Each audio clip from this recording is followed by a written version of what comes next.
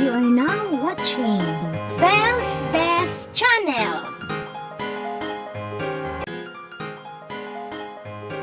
Magandang araw sa inyong lahat. Ngayon, ang ikukwento ko sa inyo ay tungkol sa ang alamat ng niyog. Habang nakikinig ng kwentong ito, itatanong natin sa ating isipan kung saan nanggaling ang niyog. Noong unang panahon, may isang batang cute. Siya ay pinangalan ng Miyog dahil sa kanyang kaliitan. Kahit maliit na bata lamang itong si Miyog, mayroon siyang napakataas na pangarap na balang araw siya ang magbabangon sa kanyang mga magulang sa kahirapan at magtataguyod sa buhay. Sa araw-araw na gawain sa buhay, daing sa hirap at laging pagod sa paghahanap buhay ang mga magulang ni Miyog. Gustong-gusto ni Miyog na tumulong sa kanyang mga magulang, ngunit pinapagalitan lamang siya. Huwag ka nang tumulong, maliit ka, wala kang maitutulong, at sa halip ay makakaperwisyo ka pa. Ang sabi ng kanyang ama.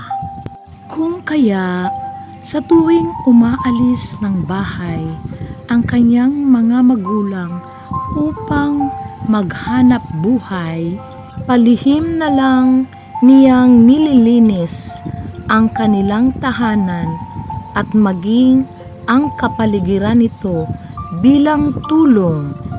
Ngunit hindi ito napapansin ng kanyang mga magulang. Isang gabi, nag-uusap ang mag-asawa. Kahit anong gawin nating pagsisikap, ay hindi pa rin tayo makaahon sa ating pagkalugmok. Habang tumatagal, lalo tayong naghihirap. Ang sabi ng ama. Ang ating anak, mula nung iniluwal ko siya, ay naging kakambalan natin ang kahirapan. Malas na siya, wala pa siyang pakinabang. Ang sabi ng ina. Ngunit hindi nila alam na naririnig pala sila ni Miyog. Dahil sa sama ng loob, naisip ni Miyog na umalis upang mag-isip-isip. Buong gabi siyang umiyak ng umiyak. Kinabukasan ng madaling araw, lumaya siya at sa harap ng kanilang pinto ay nag-iwan ng sulat na naglalaman ng kanyang hinanakit. Panandalian siyang tumigil at sinabi niya, "Isinusumpa ko, lalaki rin ako, titingalain ng maraming tao. Mararamdaman niyo rin na isa akong malaking kawalan sa inyo." Kasabay ng pagtakbo niya mula sa kinatatayuan ang pagtulo ng luha. Ilang araw na ang nakakalipas, ngunit hindi pa rin nila napapansin ang pagkawala ni Miyog. Ngunit isang gabi, pag-uwi nila, napansin din nila ang dumi at kalat sa bahay. Ganun na rin ang paligid nito. Hindi naglaon, nagkasakit ang ama ni Miyog dahil sa mga insektong dumumog sa kanilang kapaligiran dahil sa dumi at nabubulok na nakapaligid sa bahay. Noon nila napagtanto na wala na pala si Miyog sa kanila. Si Miyog lamang ang naglilinis ng paligid noong siya'y nandito pa, ang sabi ng ina ni Miyog.